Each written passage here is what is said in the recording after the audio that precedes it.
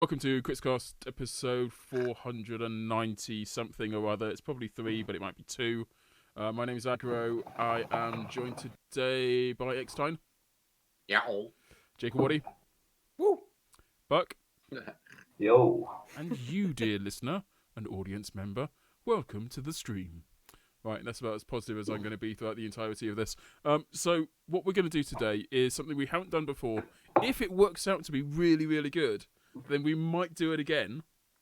If it ends up being absolutely awful, then we will never even speak of this moment again in our lives, please. Classic.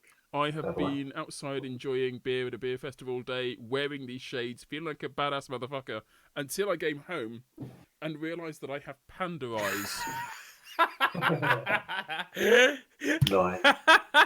A month out from the Moscow land. Now you have to equalize the whole thing, man. I know, I'm going to have to go and get like a sunburn with my eyes open or something, just to sort of measure it all out. I am drinking a Rochefort 8, by the way. In case anybody cares or knows what that is. Trappist Rochefort. English stuff. I'm Oh, looking... excellent. I like that. I Yeah? like that. I know Roquefort. That's what I... Well, I mean, Roquefort is probably right, but I like calling it Rochefort because it sounds like cheese. Roquefort could be, yeah. That Rochefort. sounds real good. Cheesy beer. Cheesy beer. Anyone else got anything good before we kick off? I'm drinking cider. I'm Cider. a beta male. I got some Corona. Oh. Well, I got some Polish Kasztelan local-ish beer that is the cheapest and best of the cheapest beers, so... Just got a few for yesterday. Was one left over in the fridge, so It's you're in not luck. quite calling. Yeah. I mean, I've literally come back from this beer event with a great big bag full of beer of like all of the world. And it's all like warmed up in the bag on the way back. So it would not be ready for this event, so I thought I'd go for something else instead. Right, so the last 30 days, probably a little bit longer, have been entirely focused on an international, or otherwise known as national, don't know why they call it national, it's some sort of baseball thing, National Highlander Cup number 6, which, correct me if I'm wrong, was awesome. Yeah. Yeah. Glad. 100%, man. But like, it was awesome in a way that, like, this is me as like an outsider. I wasn't playing the games. I didn't do any of the casting. I was literally there in chat, like hammering away at the keyboards, trying to keep all of the Polish and Russian people in check, and the Czechs in check. Like, but basically, I was an observer, and I loved the shit out of Nations Cup. To me, I got the impression everybody was like really giving it everything. Was I alone in that? Was that like your impression? Yeah. I mean, there were a few defaults. You know, I showed up to cast one match that the Czechs couldn't field their team. So, but I think it is clear which teams were super, super committed to it. I think the majority of the teams were super, super committed to it. Took it real seriously. I didn't get a chance to talk to the American teams. I think that we like did that kind of classic thing of when you get knocked out of a World Cup, it kind of ceases to exist. Yeah. After that, you know, right? Yeah. There's a lot of hype, a lot of people involved in it, but then after it wraps up, you're like, yeah, not so much. But definitely could tell that the teams were super passionate about it and put in the work. Like in between each round, you could tell that the teams had practiced, had sat down, had talked about things. Yep. And we're making improvements. Well, I think we're lucky in the UK in as much as we are made up of England, Scotland, Ireland, and Wales. So we do the normal thing in the UK where everybody rallies behind their own little like quarter of the country, and then whenever like one of them gets taken out, we kind of make up our minds: are we going to support Scotland or are we going to support Wales? And then we support one of them, and then another one gets taken out, and then we all suddenly become Scottish. And England, I think, was kind of like the default one to support, but it kind of got a bye as well. Scotland had some good games, and it wasn't really until England was not necessarily destroyed.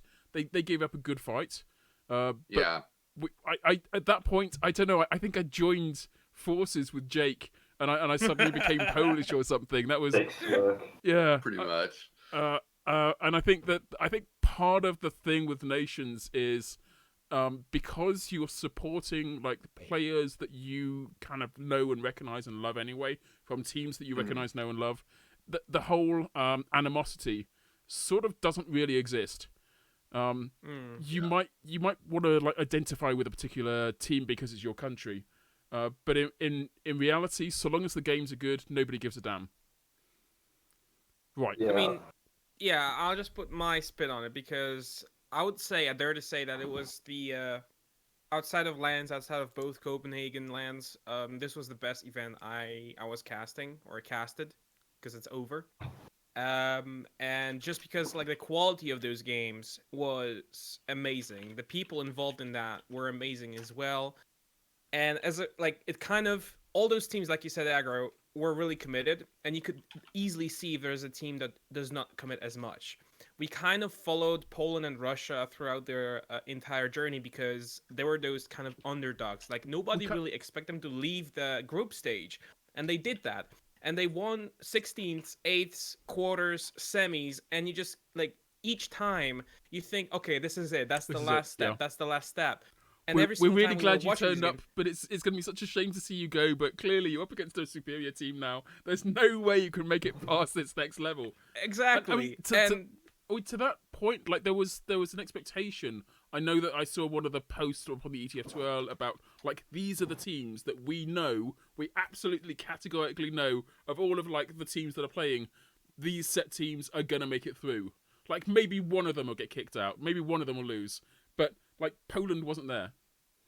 And in fact, not a lot of the teams that made it all the way through were listed there. I think. Was Russia even listed? Because if it was the only one that managed to make it all the way through. I think Russia was up there. Yeah, Russia was like one of the favourites, I think, to sort of make it all the way to the finals. But I mean, like you said, with the kind of progression that Poland put in, week after week and game after game, it was just sort of insane seeing all these players come together, and the fact that they kind of just scrimmed relentlessly. And then they beat out like England, for example. Yeah. I think once they beat England, people knew like Poland were the business. Do you know what I mean? Yeah. In my opinion, I think, in all honesty, like I think we were robbed a little bit on that one. I know the normal friends. Like so rarely I get the opportunity to say like esports related sports kind of commentary, or particularly when it comes to like England. But realistically, England had a bye and then another bye, I think. 2 buys. So they didn't actually get a chance to play. Their feet didn't hit the turf. They weren't able to start running. We didn't scrim. And yeah, until it was actual go day, and then all of the quality, all of the capabilities that the teams had, that England really kind of was able to pull on, it didn't pull together. They weren't pulling in the same direction, and we lost. Admittedly, at least we lost to a team that went on to win. Yeah. So I mean, we lost to the best, but we still lost. Yeah. But, you've got to wait another 2 years for that to happen. So, a lot might shake up when this game's still around. Hopefully, still. God, yeah. It's coming home, guys. It's coming home eventually. It's coming home. Actually, like the problem that we had in Team Poland was that in the late stages of the tournament, there were no teams we could actually scrim. Some of the teams were like the teams we scrimmed at the very end, when there was basically just Finland, Russia, Germany, and us, were actually like Div 1 teams from ETF2L. Like we didn't have anybody else to scrim, and that was a very difficult problem because Stinson was basically just frantically looking for somebody, and he couldn't find anybody. None of the other national teams even like played anymore together, because what's the point? Yep. So actually what we did, and that was like kind of last ditch effort, is we dedicated basically some time in the week to go through all the old STVs of every single team that we're about to play, and spectated them. And each class spectated their respective counterpart and kind of waged in on what's going on. Stinson was by far, and Turcho, by far the most viewed STVs in total. They were super keen, and they were really putting in work, devising strategies, and also warning, okay, for the match with Russia, you gotta be really careful of Finske, because he's just gonna click on you. We need to keep Stinson pretty much overhealed all the time. You have Utka, who's just kind of this wild card, but he was doing amazing work. Of course, you have Lightclaw, who's gotten a few awards for best scout of the season. Like, how do you deal with that? So basically, we tried to counter them as much as possible, and we managed to kind of do this. But in the end, it was kind of difficult. The same thing went for Finland, though we did manage to scrim with them, so we did know their weaknesses and strengths. England, the same thing, and I have a feeling with the game against England, like, you guys were a little bit cocky into this game, and we were kind of very scared and super keen on, like, okay, this is it. I mean, if you lose this one, whatever, but we gotta win this one if you want to reach anything. And we thought that would be our hardest game, and it turned out to be we lost every single first round of the game, but then we won 2 more. It was 2-1, 2-1 on both maps, so it wasn't like one-sided. But it doesn't seem like that's a real thing. Like, there's so much involved the psychology of winning a round. Like, as soon as you've won the first one, you feel better going into the second one. You're not downtrodden. You're up in the clouds. There's a possibility that you could be too high in the clouds and lose the next one because you're not focusing anymore. But I think, like, turning it completely on its head, losing the first round or losing the first point even, just means that you're so much more determined to get the next one. And it's great to see, like, in any player, it's great to see that kind of psychology in an entire team. Oh my god, that makes you so incredibly powerful. It's just like a warm-up aspect as well, because with the first round of any map, like, usually what happens is you get a feel, especially on mids, you get a feel for what everyone's doing, so then it kind of just progresses into the next bit, and you're like, oh yeah, the heavy's going to stand here, the mid's going to be wrangled from XYZ location, and then you just kind of play around that. So, but yeah, I mean, I'm glad that Poland went all the way to the end with it, because I kind of wanted them to win after they beat us, but I think it just shows really that it's a testament as to how hard, like, if you're going to work for it, it will pay off in the end, and they did work for it. Like, Tertia was getting shouted out a lot by Stinghan and Chupa when they were getting interviewed, so I think they were well deserved in that, but Russia definitely gave like a really good fight. I want to, like, while we've got eXtine here, like, I just want to turn the tables on him and say, look, what the hell happened to North America? Because Lithuania happened. Unluck. Yeah, I mean, that's just one of those group stage things. It's like, you wouldn't have really thought that Poland, Lithuania, and Greece would be like the group of death, where there's like a huge upset. And I tweeted out to Thazu, he was just saying that, it was such a great tournament. Things went really well for them. They had their struggles. And I said, well, it's a good thing that you guys lost to USA, because, I'm sure that fired you up. And I know Jake can speak more about that as well, his connections to the Polish team. But it was pretty clear that happened, that they were upset by it. Jake was upset by it. They walked away and they're like, okay, we're going to do this. We're going to get our act together. Meanwhile, the United States, they were probably just like, oh yeah, okay, well, we won. But I mean, the way that works, it's like, if it goes to a third set, which that match against Poland did, then all of a sudden, it's considered not a full win. I don't know what happened on steel. North America has a very, very strong Highlander scene. And it's interesting with this Nations Cup, because they're like, oh my God, this guy's a really good player. Let's bring him on. Like, oh my God, this guy's a really good player. Let's bring him on.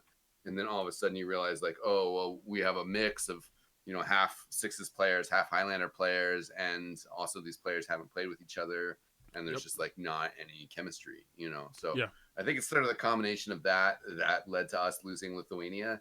And, then at that point it was out of our hands. So I think that is essentially what happened with England as well. Like, that would perfectly describe what happened with England, because we had some Sixers players. Like, I think, like, in my opinion, I think Tiger is probably the only one there, who main Sixers, who kind of did like a lot of work for us on the team.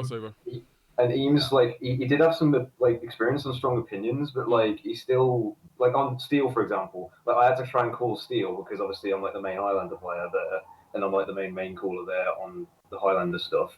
And then he tries to do the other stuff, and it kind of just led to this like lack of cohesion and all that combined, especially when we had like, seeds as well, who might not know where to stand on Islander maps, and all these different angles. So, but people kind of overlook that, and like you said, if it comes with like complacency and overconfidence, then it just leads to like, Poland, who had a lot of Highlander players in there winning the game. Same thing with Lithuania. Yeah, definitely.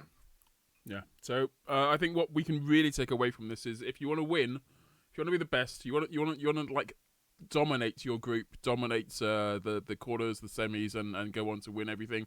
Scrim your balls off. Just scrim and scrim and scrim. You're not a team until you play together. Cohesion is not something that comes in a packet. You can't mix two parts together and just effectively get the best super glue in the world. You've got to work at it as a complete group.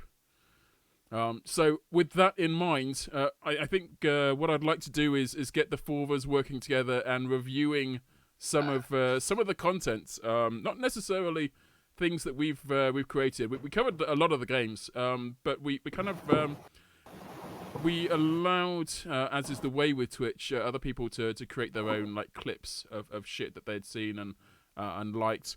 So we're kind of gonna do like a top 10 rundown, as passively voted on by people clicking on shit and going, oh yeah, that was quite cool. So the first clip, we did it like in reverse popularity order. So this was in the quarterfinals. It was England versus Poland. Obviously, there's going to be some tense moments here. But what I'm going to do, I'm going to see if I can. Yeah. Okay. So I've opened up the clip. I've paused it. If we can all do the same, I'm going to do a 3, 2, 1 play, and we can see for ourselves firsthand what it was. But right. I'm excited for this one. We all good? I'm not seeing any of these clips, so this is going to be interesting. Okay, here we go. 3, 2, 1, go. Country code thing is PL. Oh, God. So I'm just saying we're on PL up right now, and this is their time to prove that they've got what it takes. As they're going in for the suicides, and actually stands. He's on the what do you call it? The parachute. Yeah, I remember that. Tiger. I remember Don't that. use the parachute against Tiger. There we go. You've learned your lesson. Yeah, I watched back I was watching back like the cast, and like I saw that and actually get caught by Weedy who's doing it. So yeah, nice job. Yeah, I just want to say, with the exception of one moment, like almost everything that was brilliant was captured by VTuft. Yeah, an exceptional job. Oh yeah. So I don't know, Buck, do you want to talk us through what we saw on the screen? Oh Christ! I'm gonna think up now. Let's have a look. So yeah, so we start off with the tertiary cam. I mean, basically you got the ball sack, which obviously everyone's trying to do a lot more recently. Is trying to get the century, but I mean, I'm not personally a fan of it, but essentially. Wait. Okay, ball sack, like can. The bowl. There's a place called bowl sack. It's a bowl sack. Okay. Yeah, eXtine will tell you is an American demo. So. All right. Yes. All right. Good. Who came up with this name, and like why is it gonna be like, banned? Why are we gonna lose our things with Twitch? What was the bowl sack? Terms of service. Yeah. I think it was a joint venture with eXtine and me, because it was the first game that we played against United States. Right. And I think it's somewhere in those clips as well. I don't think it is. I don't think it made it in. But then we'll toss it as a bonus. I'll find it and we'll toss it as a bonus because it's an amazing clip. It's basically USA playing against Poland. I was playing for Poland at the time, and I didn't expect it at all. That was something that we don't do, we never done, and I've never seen before. Basically, Bowl, the demo man for the USA team, jumps in, uses the parachute, and drops me on upward first. Because I didn't know where the damage was coming from. He just destroyed me with two sticks, and I was gone. It was coming from up there, basically. It was coming. Like I was not. Like who would have thought? And I was so pissed about it. And I told him, "What the hell is that?" You know, I was talking with eXtine, like, "What the hell was that?" And then people started repeating the same thing over and over every single time on Upward. So I started calling it bowl sack because it's bowl sacrifice. So bowl sack. Sacrifice. Okay, I get it now. And it just became a ball sack I think CJ was like, no, it's not right. Actually, Ace from the Danish team did it first. I was like, nobody remembers that now. Nobody remembers it. It's ball sack from now on. And, you know, I'm going to give eXtine like 50% of the credit for this one, but nice. It's a good term. It's like a very good term, and I think now there's some people in the chat for sure just screaming like ball sack because you know the gates are down. But the demo has the parachute. You just know it's coming. It's BOWL SAC. Yes. Yes. Yeah. The bowl sack. Okay. Bowl sack. Bowl sack. Awesome. But this one was a failed ball sack because oh, by the way, what was the thing with all of the condiments? Oh, with the names. Yeah. Yeah, because for some oh god, who was it that suggested? I think it was Cloudy. I think it wasn't Cloudy. He was like, oh yeah, you know what we should do? We should have our names as all English food. So we then started to put like all the I had like Toad in the Hall. Yeah. What else we got? We got Baby Bell for memes. Got mustard. Just mustard, not English mustard. Just mustard. Mustard. The yellow thing. Yeah, we got H&P, England the food as well by Seeds. I think England would be Cheese quite hard to eat, strings. but cheese Tikka strings, masala. Yeah, tikka masala, that a great British dish, isn't it? And just like Seeds was England. Seeds was he was well, he's already got Seeds in his name, so Seeds. I mean, might count as a food. You can't double up on the foodstuffs, I guess. There's only so far you can go with that. There's only so much food you can pack in. But yeah, in this clip, Mustard, otherwise known as Tiger, decided that he was going to not get caught out by the Bolsic. Got caught out by the Bolsic. Throw open the ball. Oh, that's gonna make you. No, that was pretty sick. Yeah. And I think throughout the tournament, like people started really adapting to this because everybody expected it from now. Like people knew about this, and every single time it was just coming. Skyper was running it throughout the entire tournament. And at some point, I think it was Kafka for Polish team who just started at, upward first, just run direct hit. Just, I'm not going to screw with this. I'm just going to get those air shots with mini crits, and I'm not going to even bother with just doing anything else. And it worked. I mean, people started putting sentries further back because they could attack the side better. It's a fun strategy. And, that's kind of why I liked watching Poland play, because pretty much 4 out of 9 players were running some kind of weird unlock that you don't usually see in Highlander. And it's that kind of like this is the opportunity to try that shit. Like you're in a serious competitive environment, but it's still fun with friends. Like certainly in the early sort of the qualifier type stuff where you can afford to lose a point. Like not everything is going to count for everything, and if you're going to come up with some amazing strat, then just try it out here. Everyone else is going to make massive utilization of it, and there is going to be a counter strat found for it. But at least you're going to have your moment in the sun. So the bowl strat, the bowl sack strat has been christened into our lexicon now, and we shall forever be sorry for its existence. But at least, as Tiger discovered, if you are shooting someone out of the air and they're kind enough to wear a parachute, they don't fall very far, very fast, and it's a piss easy kill. So that was the least favourite of them all. I think it's time to move on to the second least favourite of the top 10 that we have. There's got to be ever. If only there was someone here who could count from 1 to 10 or 10 to 1. So I think this would be number 9. Yeah.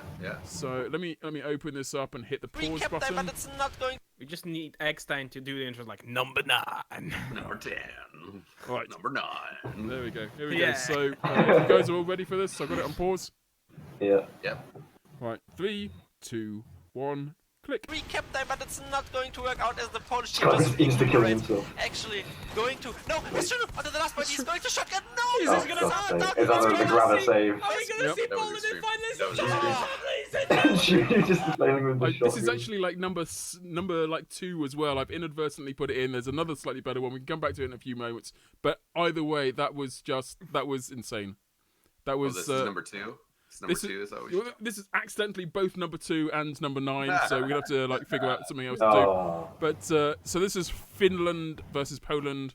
Yeah. Let me see if I can find the other one of that. That Finland versus Poland. Yeah, it is both 2 and 9. So that's hilarious. Yeah. Of all plays, getting did that win the round? I'm trying to think I'm trying to think what the kind of mindset was from Julie, but yeah, I think it did. Well, no, I don't know if it saved the round, yeah. Yeah. It stopped golden cap. Yes. Because it would have forced into overtime if Finland had won the round. And certainly the way the respawn timers were, if he had gotten that kill on Grabba, he would have won the round. Well, and this clip actually doesn't tell the whole story. Because if you watch like 20 or 30 seconds before, it was a case where, Poland is just on their back. Yeah. And this is the last push by Finland. They could have gotten that golden cap. They could have, extended the timer by 15 minutes. But what happened is they pushed in, and Trooper waited for them to push in, and then got like a quadra or penta kill there, Oh, just stabbing backs one Yeah. after another. And if it wasn't for that, Grabba wouldn't have any chance of winning. And then Grabba, taking the last kill, literally the last man standing, and it was it. That was it. Finland was out. I think, And that's why it was such a mental moment. There might have been a death in between, but the push from Finland before that final push, the medic was trying to retreat, and Grabba got the arrow kill on the medic as he was escaping through underneath. That was also like a really big deal. Yeah, this one was interesting because, like, I think the reason why Junior only holds W here is because he's got all of the cap to go, and you've got 6 seconds left. So this is like, this is pure like exhilaration in the last few seconds. So because realistically, he could have like, depending on the cap, he could have probably waited like 1 or 2 seconds to fire another 2 shotgun bullets and then go on it, but he might not have capped it. So this is really tense, sort of a few seconds. Yeah, it was. I mean, I imagine that he must have gone through this again and again and again, like trying to re-examine the moment of absolute failure. And yeah, you're right. Like, another shot would have done it. There is absolutely no reason, no valid reason at all why he would push into that if it weren't for the time restriction. Yeah, looking at it again as well, when the fight between the one-on-one really starts, it's 94 health on Juno and 94 health on Grabba. So pretty surprising his ability to hit an arrow and hit an Uber saw. Was able to put out more DPS than Junior did. Funniest part about this clip actually is if you look, the shotgun animation for him shooting is actually going on as the Uber saw is pulled back in his face. Yeah. So it's like just the Uber saw connects just before the shotgun bullets come out. Yeah. That is like the clutch of most like frames there. It's insane. Yeah, very good medic clutch for sure. Absolutely. I hope it makes the top 10. That's my feeling. Grabba played that well though. I would be very surprised to discover that. I mean, it was our top second most viewed thing anyway. I'd be very surprised to discover, as I'm sure you have some role in this, eXtine, that it doesn't come to be part of the top 10 videos of June/July. I think this is technically July 10th. So I'm kind of like, half of the reason I'm getting you on the show is to point out all of the awesome shit. That's what needs to go in your videos. A sneaky bugger. Sneaky sod. All right, so let's go down to the 87 view one. And I can tell you right now, this is Germany versus France. So it is the quarterfinal with CJ and eXtine. So I guess you were there, eXtine. On upward. Yeah, I guess so. And I guess if we're ready to play, we'll do a countdown. Yeah. Yep. Here we go. 3, 2, 1. Completely gunned down. So Kalis will be able to get. Wait, was that? That was the shortest one we've ever done. That was the clip. I think I know why. It's called NG I think spot. I know why. It's by Ponton, who is a Polish sub heavy, and he kind of showed it to us because he wanted us to learn as well, because we also haven't seen this one before. Like we didn't know you can stand there. Nobody ever tried it, and it's such a good spot for an NG because you not only can fix up your sentry, but you can also just zap it away if you need to. And it's perfect. How did he get up there? Wrangler. Maybe Wrangler, maybe just got thrown up. So like season 19 ETF2L is coming up, and Wrangler's been banned from that. So all of these, all of these amazing. No. Wrangler hasn't been banned. It's only Fist of Steel, as far as I know. Come on! They banned the best weapons! I can check. The cancer weapon is not banned, but the good weapon that actually makes heavy decent is banned as well. Why don't you just take a sandwich as well? I mean, come on, he doesn't need a freaking sandwich. He tosses it away anyway. Take my sandwich! Take my sandwich. That's funny. Bull crap, man. Yeah, man. So, I mean, if I'm right, it'd be nice. But also, well, just for the fact of being nice. But also be terrible because amazing strats and plays like this will cease to exist, and this amazing location for an engineer will be a thing of the past. So I mean, you can't rocket jump here. I guess you'd need to persuade one of the enemy team to fire a rocket in your face, Maybe get overhealed and stand on a sticky. It's weird actually, because like with the Wrangler ban, I've only just realised that how much of an implication it has. Not only because people are just like complaining that it's like really tanky and it's annoying to kill sentries with, but like because engineers can no longer jump. For example, you can't like put the telly up on the first point on B on steel for easy. You can't like jump out of some payload points if you want to and then rescue ranger it. You have to be preemptive in your positioning a lot more now. And the same with heavy, because you can't just like go as much forward as you want and then fist to steal away. You have to like think about this stuff. Yep. So it's gonna be interesting gameplay for next season. Interesting, but not necessarily better. That's all I can say. Maybe we'll wait and see. We'll wait and see. Okay, well, so that's enough said about NG Spot. Also, what I haven't been doing with these, and I did say that I was going to do, is shouting out the people who are put these clips forward. I don't know. We want to like do a quick check through them now. Let me have a quick look. The first one was Justin7885. Second one was put forward by Loic12, who I think is in chat at the moment. And that was also the ninth one. So this is the most complicated thing I've ever done. That was put by Austinis. Oh yes, Austin. Yeah. Really? Okay, fair enough. I'm glad I didn't screw that up.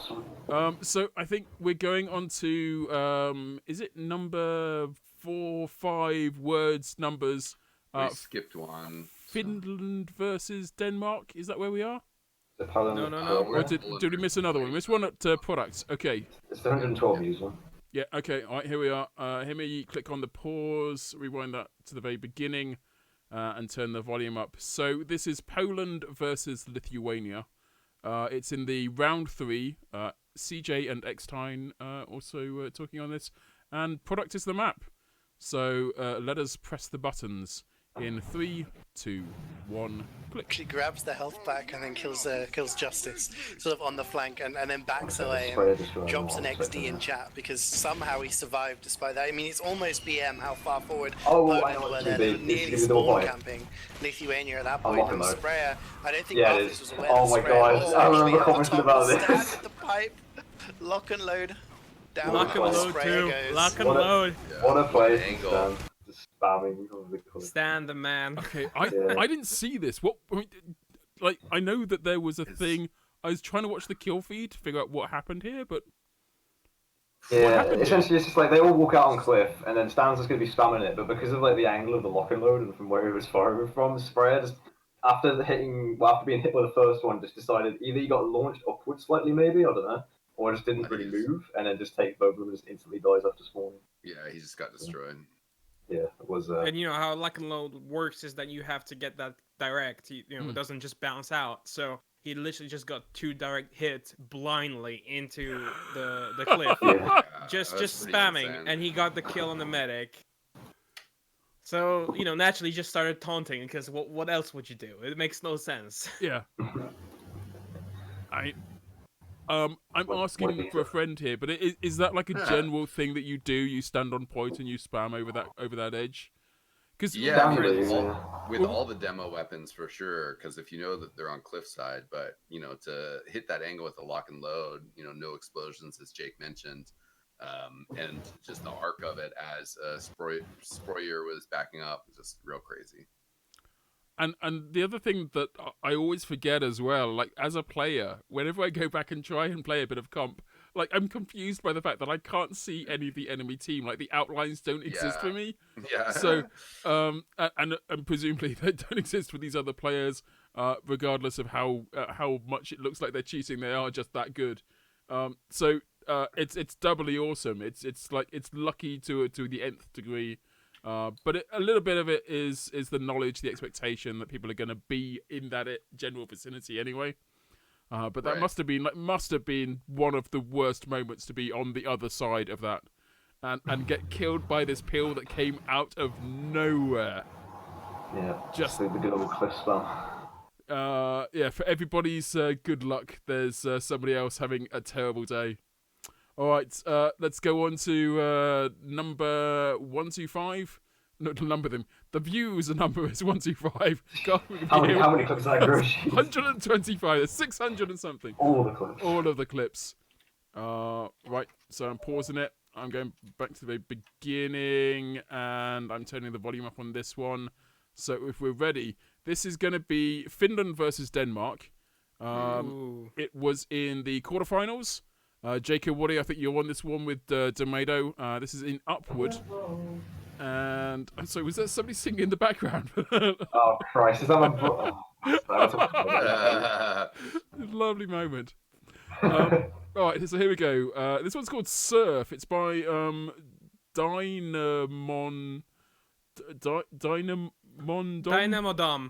Really? Dynamodom. Yeah, I don't know why I'm struggling with that one at all. Okay, here we go. 3, 2, 1, click. This is on the sniper, saving everyone. Strong play from him, and there's still some cleanup working onto the front flank. They do that, but Mikado doesn't understand. Yeah. I love that. Oh, it was awesome. Surf on McNandle. What did it say? Was that the Sentry? The Sentry, yeah. The bullets just launched him. Is it just? Oh my god, that's mad. After he stabs the sniper, that's hilarious. I mean, gets away. Mikado does some work there. He gets a kill. On the NG as well. He gets the sniper. Does he get the NG as well? Yeah, he got the NG. No, he got a sniper, but the Sentry, turns around, blasts him to, Team Rocket. Team Rocket blasting off to space again. Pretty much. And, from what I gather, because I needed this one to explain it to me as well, it's not just that he's been hit by the rockets, it's that he gets hit in such a way that he's able to surf off the landscape and I think the rockets don't hit him. By the looks of it, his health. Basically, I think the bullets hit him, and then he jumps immediately as it starts shooting him, and then he does that thing which demos do on rollouts where they surf off the landscape, the slopes, and then just somehow manages to surf all the way over the top of the rocks to the health back on the second. He goes from 107 down to 89, so he's definitely taken a hit. Yeah, he's getting a lot of bullets, but that's pretty good surf for I mean, he's not using Dead Ringer either, and he goes down to 75, so he's definitely taken more than one hit, so it must have been bullets and rockets. And that's other people, and then down to 62, so yeah, he's definitely taking damage, gets down to 49. He's in a bad condition. But he's gone invisible by this point, and then he just surfs the rest of the way down. That is a movement that you will never see in any other game. I like the fact that TF2 has its own shit. Random moments. Yeah, random moments. It's like the professional version of ragdolls. You know, the ragdolls where you shoot someone and they're pinned against the wall in a certain way, and it's kind of funny to look at. But this is pro players or super high level players getting their shit blown up, but just literally surfing it out and just chilling it out. It's I wanted to do this. I was going to go pick up that med pack, the big one at the far end. Yeah, that's me. That's what I was definitely doing. The plan is real. Absolutely genius. That's wrinkly brain moment. That one. I think the best part about this clip actually is the fact that that exact movement pattern happened. He could have hit the thing, gone off the cliff. He could have surfed it even further around. There's the fact that he didn't hit the rock between him and the health pack. Well, he's going really far, really fast into things. I think he must have hit the stairs or something on the way down. Otherwise, the impact should have done him more damage. There were so many opportunities for him to die during this. Yeah. But the marvelous Marvelous McNando died or didn't die and survived to live again, and presumably caused more damage later on in the match.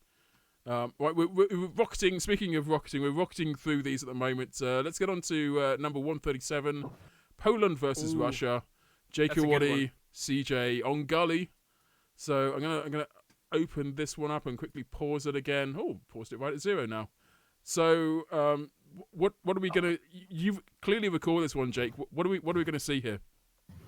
How about we see it first, and then I'll talk. I mean, let this thing speak for itself. Right. No, it's fine. Let's play it in. So here we go. 3, 2, 1. Go.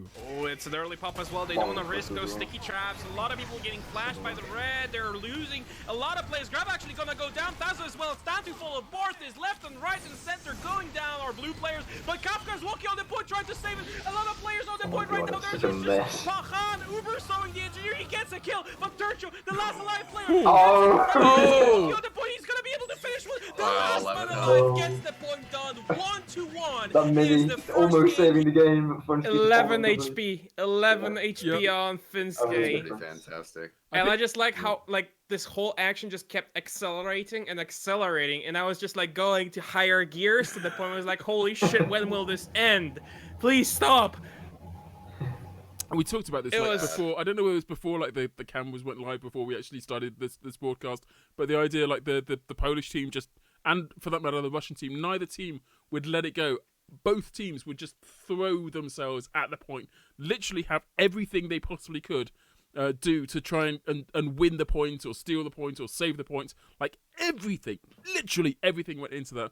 I as an engineer looking at your sentry gun being good but not quite good enough, that must have been heartbreaking to see. I tweeted this out at one point and somebody responded with like the police squads thing of like the guy going, there's nothing to see here, but the fireworks were going on behind him. Like that sniper just kind of rolling onto is it Finske? Finske.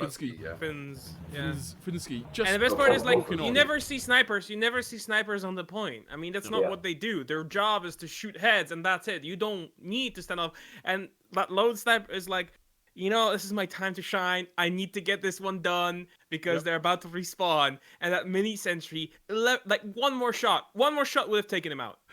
So I got Mr. Pineapples or M Pineapples in chat going, the age-old story, mini versus sniper. That never ever happens. It's the most unheard of story ever. I have a personal problem with snipers. I really think they're chickens. They should get in the action, just get knee deep into it, and make themselves part of the game. Maybe we'll see more plays like this if only snipers stepped up. I like to go with my Jakeowaty melee sniper, but Jakeowaty isn't really allowed in comps, so yeah, I can't get those warrior snipers going, unfortunately. Absolutely. And this was like one of those strategic moments as well. I mean, it's 1-1 at this point. I think there's so much on the line, and having like that win, almost psychological perspective, like being able to claim the win at that point. I think that was when Russia kind of like brought it back. Got their second point. Got their second point. Yeah. I think the most like weird thing about this is the fact that like he was the only one left alive, and in those seconds, like rather than taking the time to shoot the sentry because he knows the spawns are coming in, he just had to try and path his way to the point somehow. And if he hadn't like hugged the right just as much as he did do, I think one more bullet probably would have killed him. Yeah, so that was really good. I did think about this. I mean, he chose, like you can see, you could almost see his mind going, do I stay on the left or do I stay on the right? And he didn't jump, actually. He didn't jump that entire time to try and avoid one of the shots, like from the little plastic thing that's in front of the point, and the glass thing. But you can't avoid these. You just get shot. That's it. Like so. No, but I mean, like so at the point where he's on 20 health, if it was me, I would have jumped to make sure that, because like the sentry's trying to trap like one point in your body, it would like but that's the thing. Shoot the glass. But if you jump, then the bullet will push you back. And that could have been that millisecond needed to get, Finske destroyed. Possibly. Kim didn't jump. Like, if he jumped, he'd probably be dead, but he didn't. And that was, like, I think the only reason why he survived, because one more bullet would have... This is basically a very great example of how close this game was. Yeah. Mm-hmm. Absolutely. I mean, he went from being, like, 109. Like, that was his health. That was he's walking in. Everybody was dead. At this point, everybody apart from him was dead at this point. He had 109 health. The only other entity that could have done any damage, apart from maybe the constant sound of that dripping pipe, which eventually would drive you mad if you were in that room, but the only entity that would realistically have a chance of killing you was on full health. I don't know. I'm assuming so. And he went from 109 down to 83, 65, 56, 47, 29, 20, 11. And at 11 points, he can't take any more damage. I think he's gone beyond the point of the sentry gun. He must have been like, fuck yeah. Like, I have won this. All right. Here's the thing. I did check out this moment on Meef's stream because Meef was streaming for the Russian team, and I was listening to the comms, and it was the moment where they all were shouting really loudly something I could not understand, and then after Finns gets it, it's like "Brilliant! So good!" It started they were so happy about it, and I was happy with them. Honestly, I was happy with them because that was a moment for the books. Like that's something you never see in Highlander. Yeah. Not only the whole team gets wiped, but a mini sentry almost killing the last person alive, which is a sniper, which you never see on the last point. It's just so many things that you've never seen before at the same time. Right. I just want to close this off by saying the person who created this clip was called Helmut Rimmer. So I didn't think that was something I was going to say this today, but well done, Helmut Rimmer.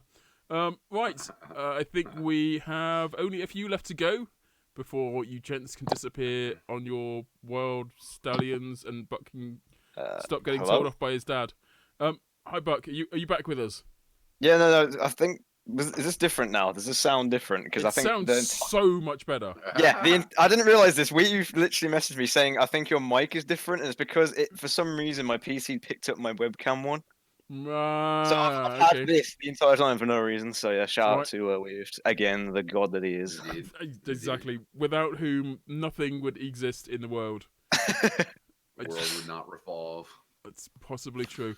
Okay, so 291. We're getting to the hard numbers now, the proper numbers now. 291. Right, I'm just gonna hide right now because this literally that one play absolutely destroyed my throat. Is it the thing where? Yeah, no, it's definitely this one. I know what it's gonna be. Blind Dead 4K. Right. Setting the scene. It's the grand final once again. Poland versus Russia. Jakeowaty and CJ on the microphone. And both of whom, I mean, I've written it here. It's CJ and it's Jakeowaty and CJ. Normally, the more senior caster goes first. I'm just putting that in. That's how. I don't know whether that's a convention that I do or whether it's done by Beathoof to anyone else. But normally, like the more senior, in every game where Poland was there, like Jakeowaty was what people were turning up for. Like Jakeowaty was just so insanely enthused. Very, very biased, but insanely enthused. And so having you there really sort of made these moments totally shine. This is on Steel. I'm not even certain like how far through the match it was. That all of these matches kind of merged into one at this point. But it was the moment where Poland were attacking. Russia was defending. Poland had done the normal thing. They had just taken A with 0 resistance. Russia was set up on B. And the reason I'm talking through this one a little bit more is that it's one of the few times where the actual thing that happened wasn't captured on camera. It goes from being like, and you could see like almost Vito's mindset on this. We talked about this afterwards. And Vito was like, but he was sad. Yeah, I knew it was going to happen because he gets like a cheat feed. He knows what's going to happen like a few moments before it actually happens. But I didn't know where the stickies were. I didn't know where to look. And his response was like he should have just followed one of the people who died, like the medic or something. Because that would have been like more exciting to watch than watching just a demo man do nothing apparently.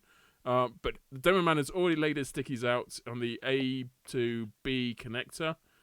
And we join the action at that. So let me turn the volume up a little bit on this, and here we go. Oh no, don't do that. Yeah, no. Okay, it's not too high. It's not too high, man. Right, here we go. Ready to play? In. Yep. 3, 2, 1, play.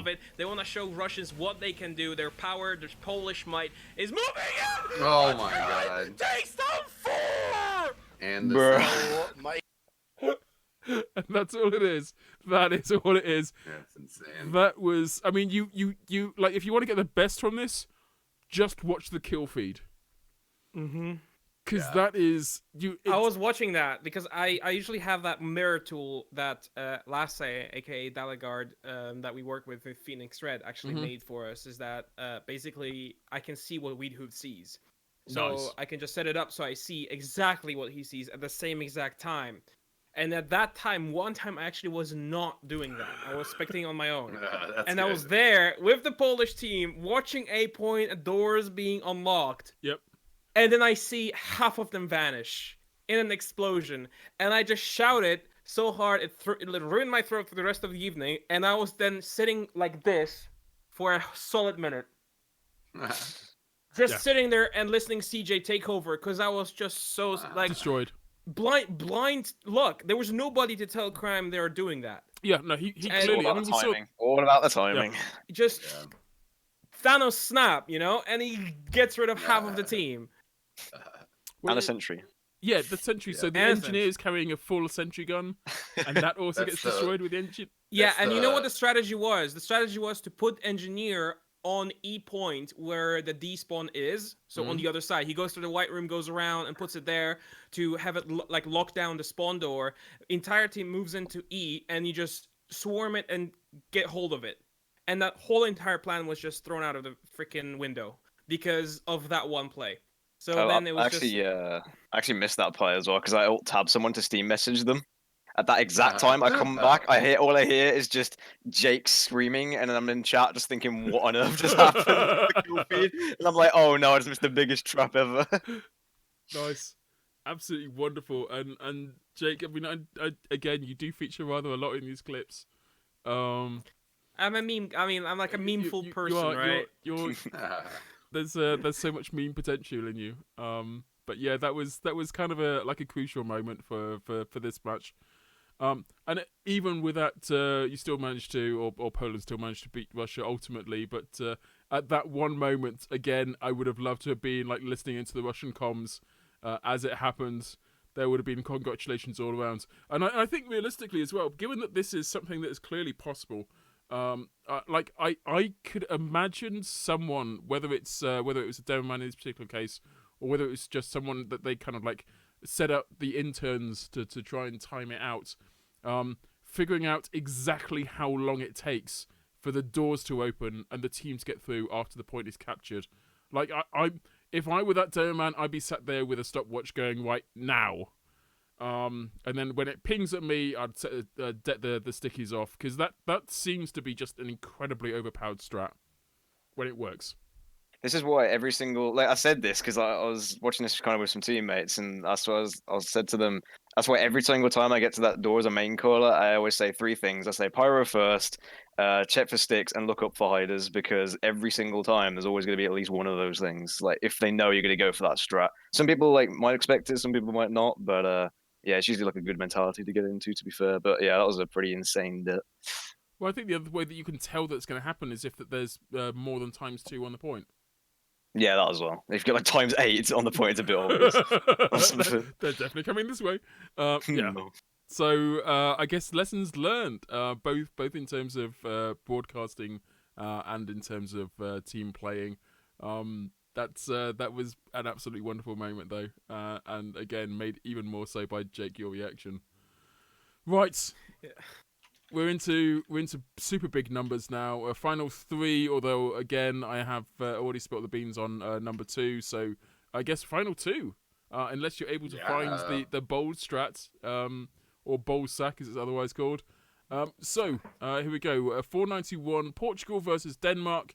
One of the early matches. This is round 2. CJ and Buck, you're actually on this one, and the map is steel. So let us pause in the appropriate place, and I see it being. This is really. I see A is gone, B is still in play. So not only is it early in the rounds, but it's also early in the actual gameplay event for this. If we're all ready, I'm hovering over the play button. Mm-hmm. Yep. And various nods in various directions. Here we go. 3, 2, 1. Play. It's 4 HP on D right now, and what is going on? They just all look a little bit lost at the moment. I mean, Cohen's on D, but I'm not sure what Portugal can do right now because they haven't got anyone on the E point, and they have a sentry set up, but Denmark are quite happy to let them do this. I think Thalas gets the best of them there. It legit took me like Oh my god, no. He said he was actually trying to find anyone. Poor Spans. Because like everyone was spread out. Oh then, god. Then you just go. Just the caption of that video. Help. Just help. He almost got it too. How did he not get a double jump there? I think he will use this second jump. Use the second jump when he was surfing. Yeah. It's so awkward when that happens. Weird. Poor Spans. I want to say this is kind of cool because Spans not only like is he like the victim in this case. We actually got a thing in chat where if you do !pit, I think you need to be part of like the admin group or the mod group or something. But if you do that, it tells you either like how many people have fallen prey to the pit, or it allows you to add one to it. So Spans, not only was he a victim here, but he's also the person who submitted the clip. So I'm guessing hilarious. He went back later to try and find that one moment and then submit it. So yeah. He's in the chat and he said like he shouted help as an instinct because like what else can you do? That was just such a sad situation. Like you can't do anything. But it's watching VTF do his thing. He'll almost flicker between players. So he sees one player do a thing and he sees the player do another thing. And like this whole kind of prediction stuff where he's figuring out with that kind of like amazing game sense that he has, but with additional information like feeding in and directing him, so he knows where the action is going to be, and he'll watch a player. But he generally like watches a player for like one action, and then goes on to the next player, and then watches that player. He stayed with Spans for like the whole time, and he must have been seeing Spans gets kill, Spans gets kill. Spans super effective. Spans falls down hole. What an unfortunate set of events. Up until that moment, genius. And let's face it, there were many opportunities and many moments during this stream, and during this entire event where individuals fell down the hole. Whether it was through their own projection, as in they rocket jumped into the hole, or whether they were directed to do so by other people, as in they were blown by a sticky or a rocket or by a pyro. So there is nothing wrong with falling in the pit. It's part of our evolutionary cycle. But it's still funny. Very funny. Yeah, blasted. Actually, I'm trying to figure out like what. Because did he like jump back? I can't tell if the pyro actually air blasted him. Oh yeah, he did. He got air blasted because he just kind of surfs to the right to try and find it, and then just doesn't double jump. Well, that's a feels bad, man. Absolutely. No, you're right. There's definitely a rocket that goes. I think it's a rocket that initially knocks him up in the air. And oh god, yeah, the combination of the rocket and the air blast. Oh Christ. Yeah, I don't even know that the air blast was involved in it. But if it was, then that would certainly explain why he's going at such a velocity. Like, he must have had that moment as well when you figure, like, when you're going in a general direction, you kind of, almost instinctually, you want to stop yourself. If someone pushes at you, you're literally puts their hand on your chest and pushes you so that you would otherwise be falling backwards. Your instinct as a human is to lean into it, to push it against that external force. So as a player, when you've been knocked in a certain direction, your instinct is to try and correct that, or to surf it into one direction or another. I've got a funny feeling that if he'd let go of his keyboard at this point, he'd have landed on the point. Maybe, yeah. That would have been a plot twist and a half. Yeah, Cap C. Yeah, it goes all the way around. But as a result of his own human instincts, he inadvertently dropped down into the hole. Oh, that's the best I made that. It legit took me like he was a victim of his own evolution. Absolutely, absolutely. Poor and you could see him try and go for the ledge as well. Like he had landed in a way where he was sort of like he had landed at that lower level. I feel so sorry for like going into so much detail for this, but I love it. As a pyro who like my sole responsibility is knocking people into holes. I wish I'd phrased that differently. It is wondrous to work through the mechanics of people falling into holes. So yeah, Spans, absolute hats off to you, sir, for not only for falling victim of the might that is the pit, but also allowing your own folly to be seen by so many people. Right, I think we were at number 2. Two would have been the Poland-Finland one, where the medic is still on point for such a long time, manages to cap that point. I just want to quickly point out that was so point too often now. That was another one from Austin's, who actually has a number of clips here in this top 10. But the number one, eXtine, I just want to hear you say it. Can you do number one for us? Number 1. Oh, there it is. Oh, it's such a good feeling. So number 1 actually comes with, and there's the two of you involved in this one. This is Italy versus Scotland. Recorded round 2. Both eXtine and Buck, you're on the mic for this one, and the map is steel. So let me bring up the clip, and immediately hit pause. There we are. Immediately hit pause. And I don't know, does either one of you remember this Scotland versus Italy match? Might do. Sure. It's got VAC on it, so it must be an impressive play. I'm looking forward to this. Oh, VAC. Okay, so this generally indicates that somebody is doing some amazing action that is a little bit controversial as to whether or not it's legit. I want to say that I almost certain that everybody who took part in this was absolutely 100% legit. But yeah, let's see what actually happened here. So if you guys are ready on the play button. Mm-hmm. Yep. Here we go. 3, 2, 1, play. But the arrows are there, and the defense on E has recovered. In response, now the rotation to D, and this really this clip is just scrambled lagging out. Definitely a good example of what you should really? be trying to do. Is that what it is? Yeah, Okay, so people might not have been aware of this context. So yeah, scrambled is lagging out. Oh, I keep watching because then goes fucking with the flank, sorry, so, you know, decent Fluo. rotation. It just goes in and then just destroys the entire team on the point by himself. So that's but it looks like he's cheating hard. Yeah, look at this. Fair. It does look Look at this. Yeah, What is that that? flicks right onto the target without anything. Oh yeah, that flick was so weird. But yeah, Scrabble was lagging hard this game, trust me. That's insanity. I That remember looks casting like this. that looks like he's aiming through yeah. walls straight up. It's pretty funny. The VAC Yeah, for accusations. sure. Top play of the month. Going to Scramble with the lag.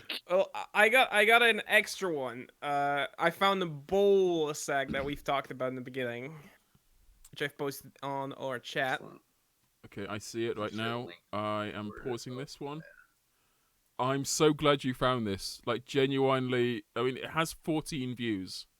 So, And I clipped it for myself, basically, so don't worry about it. I am almost certain that I also clipped one of these. I deliberately didn't include clips created by KritzKast, but I definitely loved this moment when it happened as well.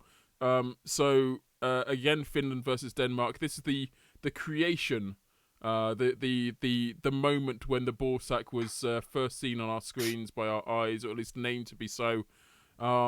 That was not the first one. Sorry, that was not the first one. I'll get you the first one then, because that's the second one. That's when it kind of took off and people started shouting in the chat, ball sack incoming. What I'm a little bit surprised at, I don't know, I must have inadvertently not clicked on it or something, but I'm absolutely certain there was one where you knocked over a glass of water. Yes, that was the one that when Poland won against Finland. Right. Wasn't that the? Yeah, that was the one we already saw with the grabber, wasn't it? I think, as far as I know. The grabber save. You're absolutely right. Absolutely right. Yeah, no, so, I mean, presumably no lasting damage has been done by a glass of water on your desk? No. That was actually on the ground, so it's even better. Perfect. I deliberately had a glass of water, like this one, opened on my desk, and I took it down because I knew if something's happening, I'm gonna knock it over. And I knocked it over anyway. Even though it was on the ground, I knocked it over. So, what are we basically looking for? I mean, it's gonna take a lot. You guys play this clip. We're gonna talk about it, and then we're gonna see the spawn of. This one is called Ball Sack number 2, so I'm guessing there must be another one out there called Ball Sack number 1 or Ball Sack on its own. There is a bowl. I just don't want to search for it. That's all. So It's somewhere. I saw it. I checked it. It's fine. It's somewhere. I'll find it. You guys. No auspicious lumps anywhere. No. It's all healthy looking one. Healthy looking one. Healthy looking ball sack. Ball sack, yes. Okay, well let's witness together this ball sack number 2. I've got the volume turned up. I've got no information on this whatsoever, so I don't know who's casting, but I'm sure we'll find out in just a moment or two. If we're all ready to play, here we go. 3, 2, 1. Play. It drops to parachute in the air. Anyway, they do get the sniper down. There's actually nothing happening though. He goes down once again. No. Ball sack number 2. Skyper is trying to get that sentry down, and he does get it. They're unfortunately not with the hell. They're gonna take him down. And nice air shot. Okay. It was assisted. Did not expect that. That was a moment. That was like the Tiger one. That was like both soldiers destroying the ball sack with rockets. The ball sack. I don't know whether like at that point. I mean, I kind of want to go to the end of it and see exactly when this match was, but I think it's towards the end. Like it's past the initial kind of round stage, and I think by this stage, like the ball sack had been so completely like reutilized that it was almost expected at this point. Yeah, it was getting used quite a lot, to be fair. I want to know like what the genesis of this. Like, has it been a strat that has always been available? Is it something that like only comes out in pub plays? Have you seen it in America quite a lot, eXtine, then? Or yeah, I mean, I was gonna say that this is sort of like when I went to England in 2005 to study abroad. And I'd spent the whole summer listening to Avril Lavigne's Skater Boy or her follow-up on North American radio. And then I get to England, and unfortunately, they're like, oh my God, this Avril Lavigne is so hot right now. Tell me the story. Yeah, go on. Just pumping it. So I gotta admit, that's sort of what I feel like with this hype about the bull sack. Like, it's played out. It's done. America's had it for like months. It's still impressive for sure. But I just think that the strategy of sending the parachuting sacker has maybe originated in North America and been around a little bit before. But that's why it's also appropriate to call it the bull sack, because he is one of the prolific Highlander demo men in North America. And I would say that if he wasn't the first to do it, then he certainly was quick to adopt the trend. Yeah. Okay. Well, I got it. I actually had to clip it myself because I couldn't find the clip, so I'm just gonna clip it from the fresh thing. So it's being published right now. Fantastic. And we're the link is coming in. I'm gonna post it in the Twitch chat so everybody has access. Okay. Okay. So I guess we're expecting to see on Twitch. There you go. Is this ball sack 3? This is ball sack 1. This is the original one. The original. Wait, you found in the Nations Cup. Yep. Right. Okay. Here we go. I mean, Zenner is definitely bringing some. Oh, wait. I need to. eXtine and Grumpy Koi, by the way. All right. Has anyone seen Grumpy Koi recently? Oh, the actual ball sack. Right. Okay. All right, here we go. Ball sack. NR1. Here we go. In 3, 2, 1, play. I mean, Zenner is definitely bringing some spiciness on his pyro. If he could continue to do a good job of calling out the spies, like just right now. Oh my God! Oh my God! Wow! He gets so much destruction. No. Yeah, he gets a sentry. He gets me as well. Nobody expected it at all. It's just like Spanish Inquisition. It was as Grumpy Koi at the time said that was absolutely perfect. That was such a genius moment, and I guess like coming into that game, nobody expected it. Nope. And nobody knew what to do. Certainly, I didn't. I mean, it was such a when I died to it, I was like, "What the hell just happened? Like, how?" And then I checked where the demo was, because you get the death cam. And he was somewhere up high with a parachute open. And what the hell? It's just nobody does this here. It's just, okay, I guess we're in this, We did lose again, USA, and I'm not going to say it was my fault, but we pretty much played with half the roster. We didn't have Trooper, we didn't have Stan, we didn't have Churchill, I don't think. Yeah, we missed all those players that were the big playmakers for us.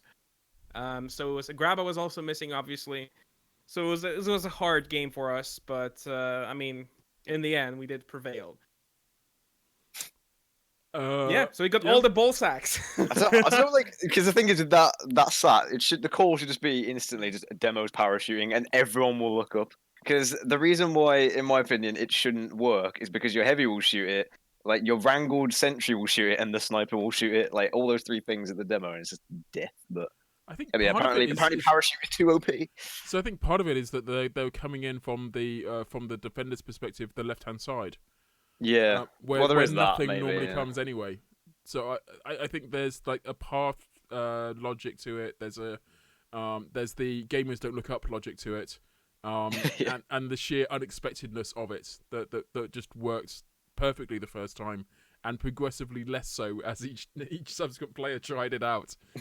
But yeah, great to see. Absolutely amazing play, and it drove the casters into a tiddle. Great, Grumpy was incredibly impressed by that. So, that was Bowler Sack number 1, played out in its greatest form. Gents, if there's nothing else that you want to bring to the table for this roundup of clips that were awesome, I kind of want to round it off by saying thank you to each and every one of the casters that we had during the event. It was a month-long event. We had some amazing people involved in it. We had an amazing sponsor as well, Manco Store, who actually came to us very, very late and effectively said, "Hey guys, is there anything that we can do for you? And anything that's going to happen that we can be associated with?" And I'm like, well, actually, as it happens, there's this awesome thing that we do like every 2 years. I can only think of ways of making it slightly better. Let's go for this. Let's have a partnership. So that worked out pretty well. And in fact, we're teaming up with them again to present Moscow LAN, which is coming up in just a few weeks' time. So awesome stuff coming up in the very near future. Personal shout-outs to Veet and to all of the casters and to all of the people who were in the audience. Like, we've just had amazing growth during this period. A whole bunch of new people coming in. Finals are insane. Yeah, I mean, generally, like, obviously with a few exceptions, because there's gonna be. But with those people to one side, people coming through, just incredibly awesome. Like, so many beautiful people in chat. It's very heartwarming to know that there is still this kind of interest in Highlander, and in Team Fortress 2 in general. The finals were out of my mind insane with how many people turned up. It was a Friday afternoon, for God's sake. Like in North America, it was like lunchtime or something. So, but we still had massive numbers for those. So that was personally almost vindication for the effort that we put into Highlander up to this point. But gents, thank you very much for being here.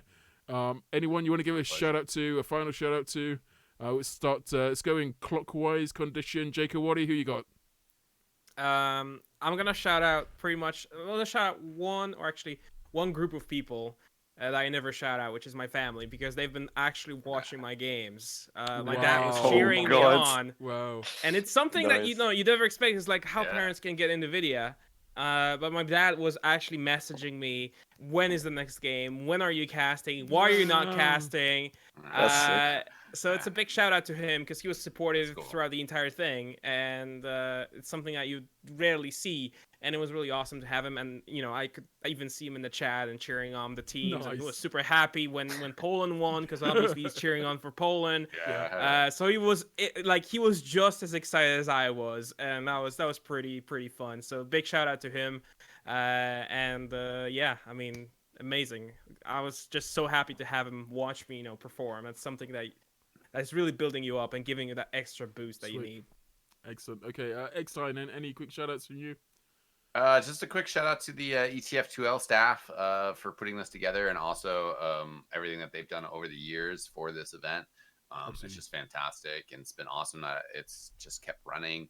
The tradition as well, where we're like, oh, is this going to be Russia? Is this going to be Germany? Is this going to be somebody that hasn't won this before? Are they going to be able to do it? And like, no, it's a new team. It's like just establishing the history of it is really cool, and I was just really pleased and proud to be a part of it. Yeah, nice one. I mean, it's incredible. Like, it's number 6, and they happen every 2 years, so this has been going on for technically 12 years. I think. No, hang on, that doesn't work out. The game's not been around for that long. So there's definitely some awesome shit that's gone into the Highlander, and the ETF2L guys in general are just like, I mean, not just the current breed that we've got, but like the having had the fortune to work with some of the previous administrative groups of ETF2L, I can wholeheartedly say that some of the best people, some of the best humans I know, had at least a toe dipped into ETF2L. So I don't know. As you say, can't give them enough respect. Buck, left the best for last. What do you got for us? Shout out to Chippo, shout out to Madman, shout out to the whole England squad, shout out to Weetu for his incredible production this entire time, who without, obviously, we wouldn't have been able to do a lot of it. Shout out to yourself, Agro, for managing KritzKast. Shout out to all the casters, especially like CJ and Demeto who aren't here. And yeah, I mean, just shout out to the whole Nations Cup and also like Poland and Russia for reaching finals, because I think, well, Poland especially, like sort of shaking it up a bit and proving sort of maybe a lot of people wrong. So yeah, just really well played. I don't know what you're saying by that, but yeah, definitely they are now the team to beat going forward.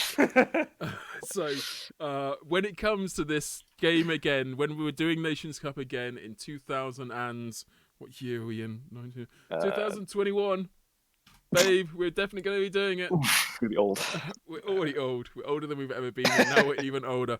2021, we'll be here. We'll be back again. There will be Nations Cup again. And we will be keeping our eyes peeled on Poland, because they are now the legit masters of the freaking universe of Highlander. Oh my god. So, that's all awesome shit to look forward to. Chat, thank you very much for putting up with us for the last hour or so, certainly for the last 30 odd days. And we look forward to you supporting our adventures in Season 19. Well, Season 19 is coming up. We've got Moscow Land coming up.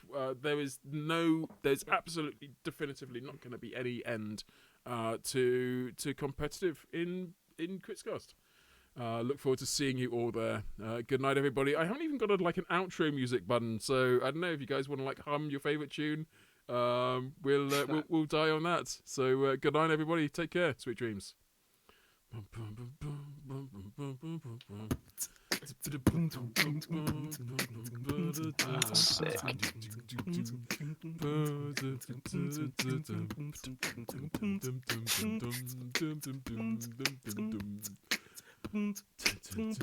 good beatboxing.